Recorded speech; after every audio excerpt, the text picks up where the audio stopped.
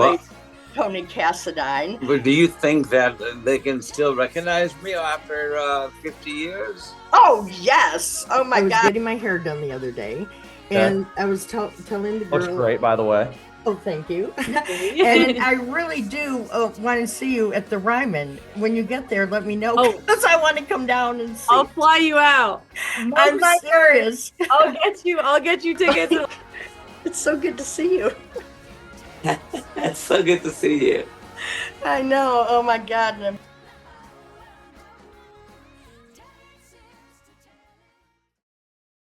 Today on the Share Dial Show, I would like to welcome Abbi Weber, and welcome. And hi, it's so nice to have you. And you are a incredible author, and I am so excited to be talking to you, because I love interviewing authors, because not only the work, but the imagination and everything you have to put into a book always amazes me, because not only do you have to not only write it, but you have to produce the characters and the towns and the scenes and everything, and that just I just am so amazed at where that comes from. And I just wanted to actually start out about how you actually got into it, because I know you had mentioned that you have not really been doing this for that long. So how did that come to you? I started writing for real in 2021.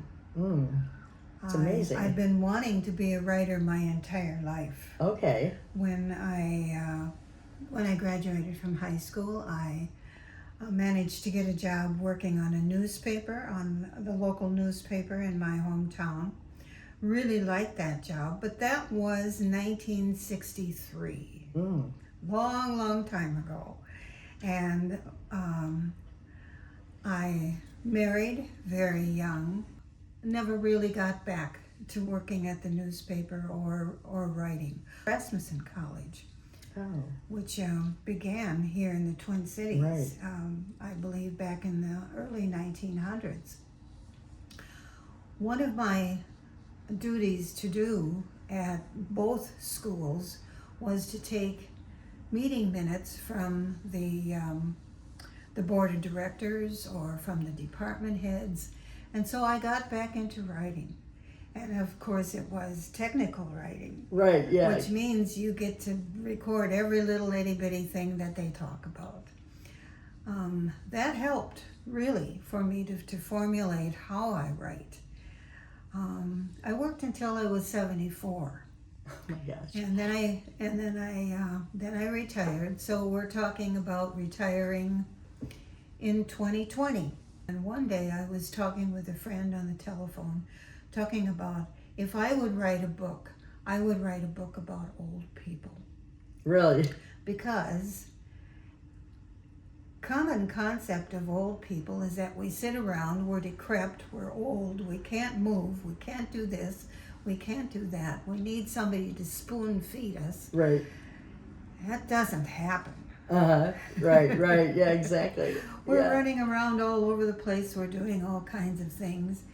And I told her about a few of the things I would write about. And she said, of course you can write a book. With everything that's happened to you in your life, you can write a book about it. She encouraged me so much that when I finished my conversation with her, I sat down at my computer, and 2 hours later, I had 4 or 5 characters, descriptions of the characters, where I wanted them to live. Oh my gosh. And I reread it, and I thought, I can do this. Wow, that is amazing. So I just started. And I just started writing a story about them. So it was like a gift, really. Pretty much. Seriously. Pretty much. Yeah. Mm-hmm. Because you almost have to have that. Yeah. For it to just come to you. Well, several of the characters in my book are fashioned after people I know. I was going to ask, right? Because I'm 80 years old. I've known a lot of people in my life. Especially working in a college. Right. And at the technical college, I dealt very closely with the students and the graduates. So I know a lot of people. One of the characters in A Place to Live is fashioned after a very dear friend of mine. Another character is fashioned after my mother. Okay, that's interesting. Yeah, that's really great though. But I mean, yeah, but that makes it so much more personal. Oh, yes. The Yeah. funny thing that happens when you begin writing about people is that once you're about halfway through the book, they become your friends. Mm-hmm. Not friends like you don't have any other friends besides these people, but just normal everyday type friends. And the friends, the characters in the book, after a while, they take over and they shape the story. Sure. And they lead you to where you're going to go. It's happened to me in every single one of my books. A Place to Live was my first one. Elevendy was my second. Harbour Farm and Khristian Path were my third and fourth. And in the two other books that I've written since then, the characters become your friends. You become close to them. Sure. And you also, you sort of help them move into the direction that you want them to go and how you want them to go. Is it hard when you like start getting, like you say, kind of personal with the characters? Is it hard to kind of figure out then how you want them to end in the book? No. It isn't, No. because, you know, I mean, I've if always you have had, I'm a weird person. to. I have the beginning and I have the ending, and what I have to do is fill in the middle. Really? That's great. Yeah. You know? Mm-hmm. And it just comes to you because, I mean, they're different in so many ways, but yet, you know, for you to have to come up with these ideas, it must just come to you then. Or is it just A something? Place to Live was my first book, and like I said, it's about old people. Uh-huh. Elevendy is about a man who leaves his family during the attack on New York on September 11th in 2001. Which we were talking about, and I mean, the concept of that is just unbelievable. The It's whole great. thing The whole occurred thing. to me as I was watching documentaries in 2021 about the September 11th attack. Harbour Farm talks about domestic violence, things that have been floating around in my head for a number of years. Uh-huh. I don't like the ending of Harbour Farm, but it's part of life and it's Sure, part of yeah. what happens.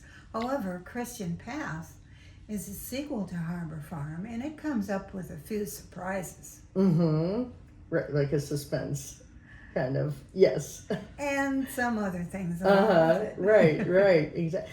Yeah, and like 11D, like I said, it's, and I don't want to give too much away, but it's like you were saying, it's from 9/11, and then this gentleman decides that he is It's presumed time to leave his family. dead in 11, and then Right. he goes on to lead another life because he's presumed dead. I mean, what a concept for you to even think of.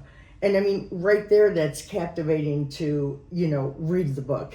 Mm-hmm. You know what I mean? So all your books have something captivating. If you just read the, you know, forward of what it's about, you're like, it draws you in, is what I'm saying. So, I mean, that's a gift right there. Elevendy talks about the 20 years after he Mhm. leaves his family, Right. letting them presume that he has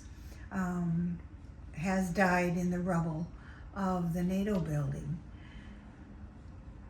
and how he copes with it, and how he lives with things, lives with himself, Sure. how he changes his life, and at the end, another surprise. Yeah, and then, you know, and also with that, it's not only the characters, but like you have to get into his head and write what he's thinking and what he's feeling. So then you get a whole nother layer of the book that you have to write. Oh, of, yes. Of every character, you yes, know, which because- is, you know, something else too. Because first of all, I'm not a man. Mm-hmm. I'm a woman. And believe it or not, men and women think differently Sure. about You can put the same item in front of them, and each of them will think differently compared to the other.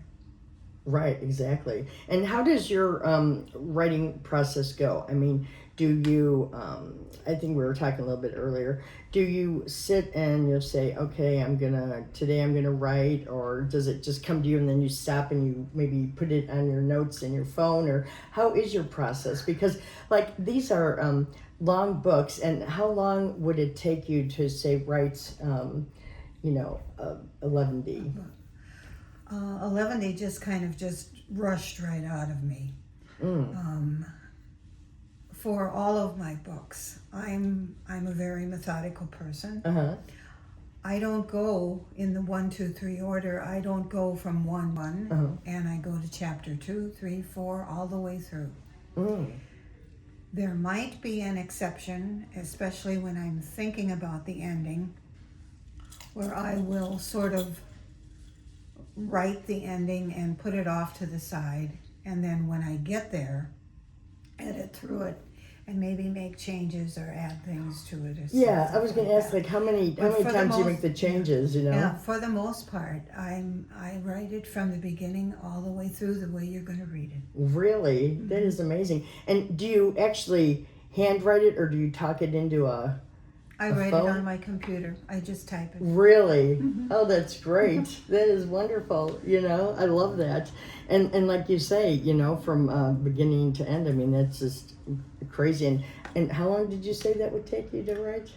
Maybe? Elevendy was about 3 to 4 months. That's really A not that Place long. to Live was about 3 to 4 months. Harbour Farm was a little bit longer. Khristian Path was a little bit longer. Recently, I finished A Murder, which will be published maybe in another year or so. And that one took me a little bit longer. It took me about 1.5 years. I needed to do quite a bit of research to be able to get things right. And then in between, I had to take a break because life happens. Sure. I needed to get things finished for myself, for my children, for my grandchildren. Sure. So you were talking about the murder book that is coming out, and so you were doing research, and you said you were talking to, did you say like forensic and people, and to get like the details? Actually, I pulled a lot of details from some other books that I was reading at the time. Yeah, that's wonderful. I'm a big reader. I do between 2 to 3 books a week that I read. I make time to read. You learn so much. Yeah, you learn. And it's so much fun. Yes, to isn't learn it? how to do things. Amazing, I know. And who's your favorite writer? Do you have a favorite author that you've Agatha read? Christie. Agatha Christie, okay. There's nothing compares to Agatha Christie. Yeah. Would you say just in general, would you say there's more women writers or men writers just in general? I've often thought about that, because you always hear about different writers. I couldn't comment on that. I Yeah. would say it's pretty much even. Even, yeah. And, another question, this is just for, people that are watching that are not really, maybe they're just starting to, read, and they want to know the difference between a fiction and nonfiction book. Because I know people will say, well, what's the, nonfiction, and what's the, difference between a fiction and nonfiction? Because I think some people are not really familiar with that. Well, is a nonfiction... my opinion would be a nonfiction book is completely your imagination. There's nothing in there that you can put a finger on to say, oh, they live there. Or oh, I know a person like that. Fiction involves reality, and whatever you're going to imagine can happen within that. Sure. Fiction would involve people that you know, types of people that you know, situations that you know, maybe situations you've lived through yourself. Right. Isn't that crazy? Yeah, different. I mean, are there any places that you've written in your books that you're like, oh my God, that place just is so magical. I would love to live there, you know? In my books, except for Elevendy, everything happens in Minnesota. Okay. Elevendy happens in New York. In New York, right? I've been in New York. Not in New York City, but I've been in New York State. Right. I've met the people out there. I've met a number of people. So, yeah, to just different places is just, you know, would be fun to go to that you read about. Like I said, 3 of my books happen in Minnesota because I'm born and raised here, lived here my entire life. I know Minnesota. Right. I'm going to write about Minnesota. Yeah, definitely. Is there any character in your books that if you could pull out and like have lunch with, you would like, you know what I mean? Who I really, really like? Yeah, that you'd like to be friends with in your books? Yes. Yeah. Rodney Greycloud Oh. from A Place to Live. Aw. Isn't that great? And my second best person would be Christopher Castle from Harbour Farm. Aw. Isn't that wonderful? He's the bad guy. Really? That's all right. Hey. Yeah. We like bad guys. Yeah. Yeah, right. Exactly. Oh my gosh. Too fun. And what about, how do you come up with the names for your books? Because that's always interesting too. I always wonder, how do you come up with Some names? of the names from my books are names of people I've known. Like I mentioned earlier, I'm 80 years old. I've had friends pass away. I've had people from my family pass away.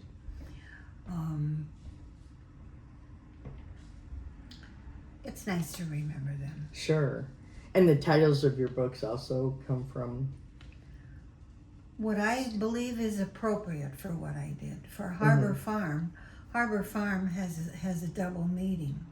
Harbour Farm is about domestic violence, and it's about Carrie, or Caroline Castle, seeking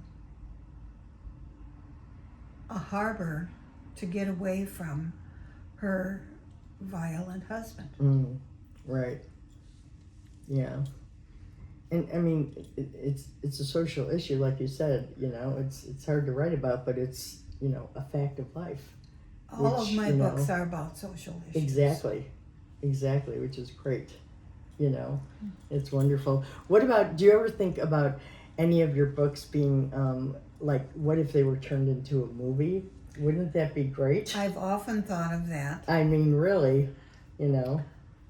I wanted Jesse Metcalf to be Michael Brandt from Elevendy. Oddly enough, I could never figure out who would play the role of Peggy. Yeah, I know. It's another question. Yeah, it's like if you could then have somebody play them, you know, who would play them. Yeah. Isn't that fun to think about, though? It is fun to think about. I've been there. I've done that. Yeah. I mean, because it's possible, you know. Anything's possible in life. Would be nice. Yeah, you know. And I mean, and you just keep on going with writing. I mean, so you're writing this murder book, and then do you ever think about like writing any other type of books? Like, I mean, I'm just saying, like, not a children's book, but something completely different than, you know. I have a children's book written. Okay. Are you thinking about writing more? Is it hard to get books published? Well, is that I'm doing a self-publishing process. Okay. So that means that I'm paying to have my books published. Okay. However, my publisher is a company called Covenant Books, which has been in business for well over 100 years. Nice. I chose them because they are a faith-based publisher, which means you're not going to come across any lurid sexual scenes in my books. Right. I leave it up to your imagination. Seriously. Like yeah. I said, I'm 80 years old. I know what makes the world go round. So now you say you're writing a murder book, but what happens if something else comes up then? In between that, you're just gonna write something else then, whatever comes to you. Oh, you mean like another book in between? Yeah, I mean, because you obviously have some kind of gift where it just happens. Which it I wish has I had already that. happened. Really? A Place to Live was my first book that I wrote. Harbour Farm was the second book I wrote. Right. In the middle of Harbour Farm, I watched the documentation on September 11th and I got the idea for Elevendy. So here I am starting Elevendy and trying to find time to finish Harbour Farm so I can get back to it. Isn't that funny? Yeah, right. So I rushed through the end of Harbour Farm. Oh gosh. And then I finished Elevendy and I published Elevendy's second, even though Harbour Farm had been written second. Once I went back to Harbour Farm, I found some parts of the book that I didn't like, that I needed to change. Right. And I had to fix, mostly because I had rushed through them so quickly because I wanted to get to Elevendy. But it does happen. Right, exactly. Definitely.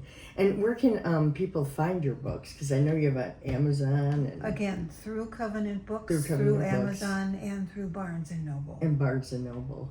That's wonderful. Isn't that exciting though? To Yes, see I'm your having books out fun there. with it. I mean, really, I mean, It's something I wanted to do my entire life. I know. And I get excited about this stuff. Sure. And You have to sometimes be. when I'm talking to other people, they just sit and they just look at me and it's like, oops, they're not getting as excited about it as I am. Oh no, I got excited when Julie was telling me. I'm like, oh my God, an author. I mean, that just amazes me.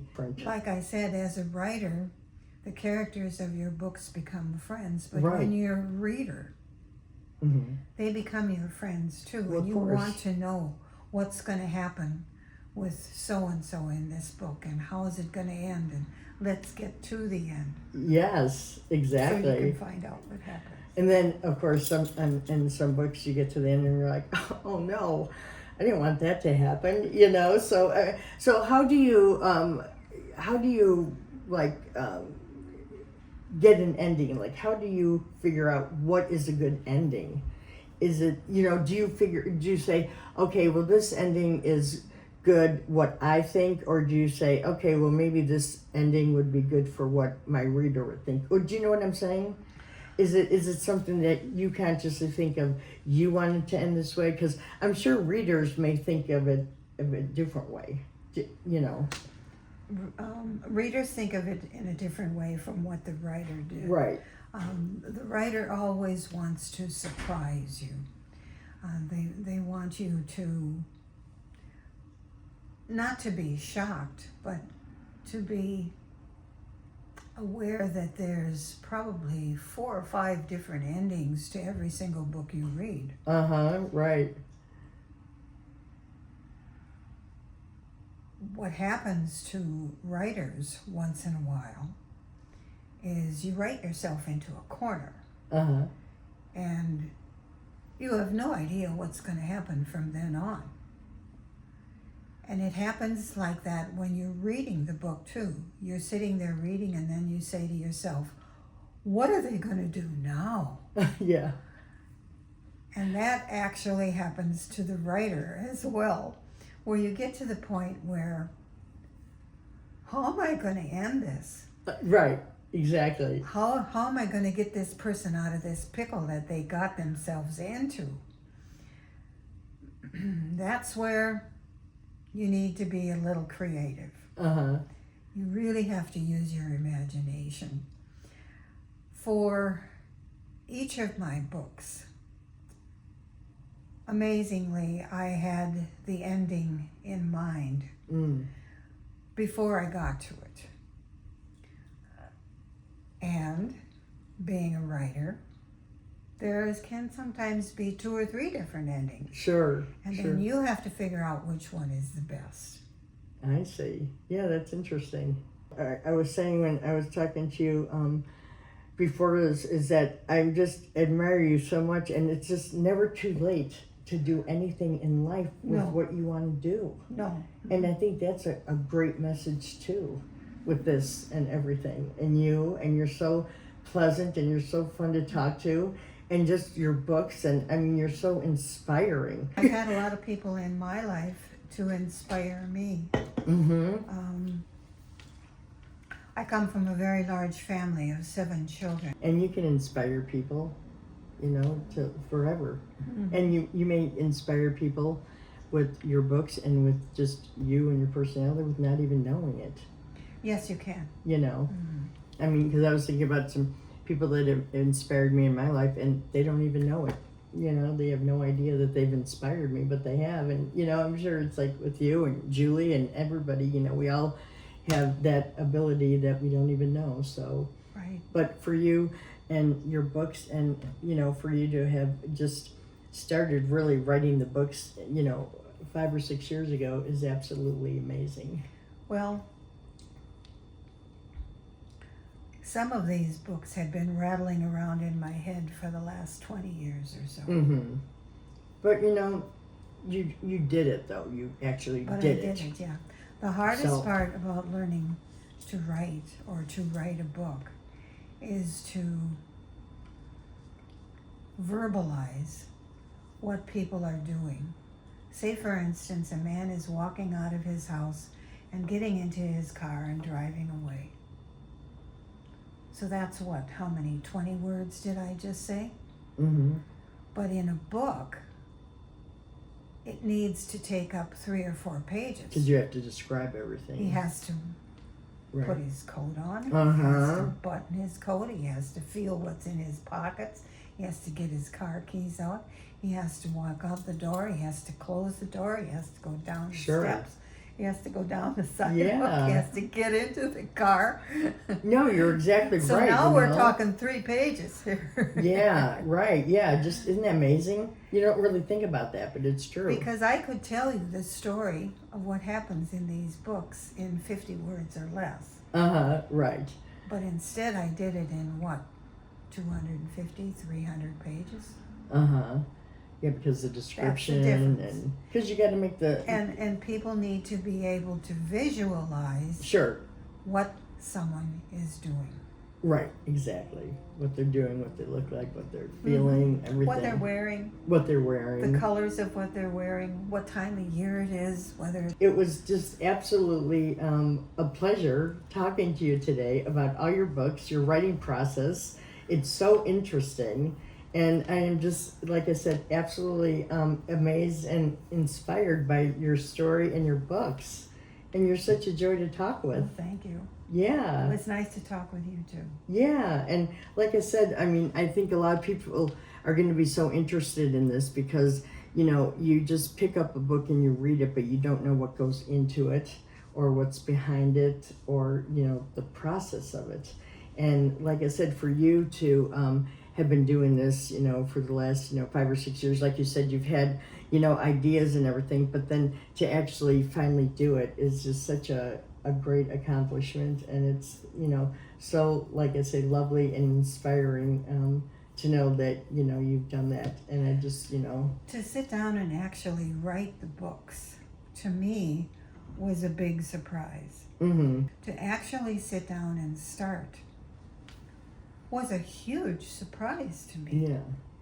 And when I realized what I had written that first afternoon, with the different characters and outlining how the characters looked and what they did and where they fit into the book, that surprised me too. And then the next morning when I said, just do it, and I actually sat down and just did it. Yeah. When I right. told my children I was writing a book, they said, "Oh yeah, Mom." Right, yeah, You know- exactly. You know how they do that. Yeah, Oh right. yeah, Mom. You go ahead. Like, she's getting old. She's got to have something to do in her spare time. She doesn't go to work anymore. Yeah. She doesn't have enough to keep her busy. So now she's writing books. Like that. They roll your eyes. So now she's writing books. And then when I published my first book, I remember when the cover page of A Place to Live was finished, and it was sent to me by my publishing assistant. I took my children into my bedroom. I have my desk in my bedroom, and that's where my computer is. And I brought it up on my computer, and they saw the cover of the book. And they saw the text of all of the whole book. You know, I scrolled down, all the way down from the beginning of the title to the end of the last page, and they said, wow, you really did write a book. Right. So, well, yeah, here's what it's going to look like.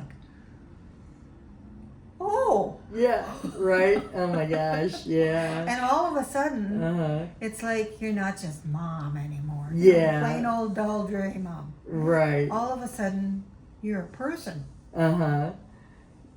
And then when I brought out the second book, oh, okay, all right. And then they started reading the books. Oh, Maybe that was amazing, maybe yeah. not until Harbour Farm did one of them begin reading the books. Maybe I better read these books that my mother is writing here.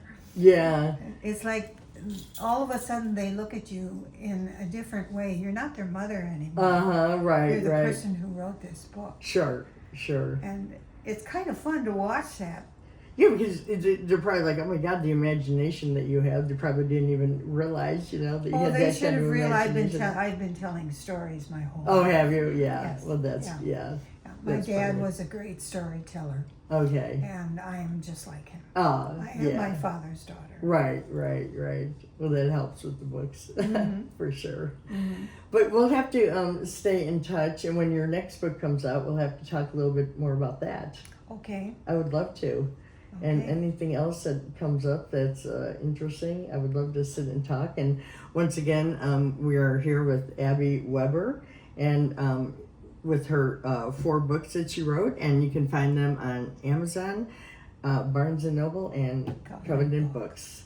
And thank you again for joining us on the Share Dial Show. Thank you. Yes, it was a pleasure.